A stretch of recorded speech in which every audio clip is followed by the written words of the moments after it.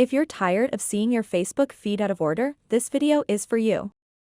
In this video, I'll show you how to see your feed in chronological order on the Facebook mobile app.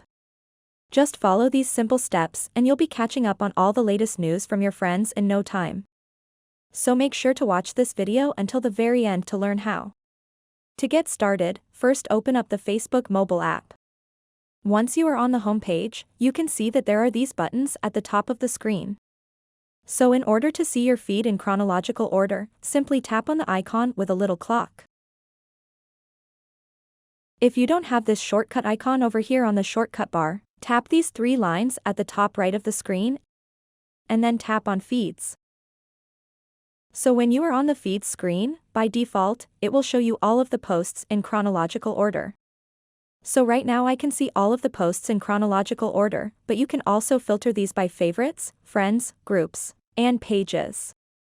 For example, if I tap on Pages, it will only show me all of the posts in chronological order from the pages that I like and follow. You can also tap on any one of these and that will filter those posts, and it will show you all of the posts in chronological order. So that wraps up this tutorial.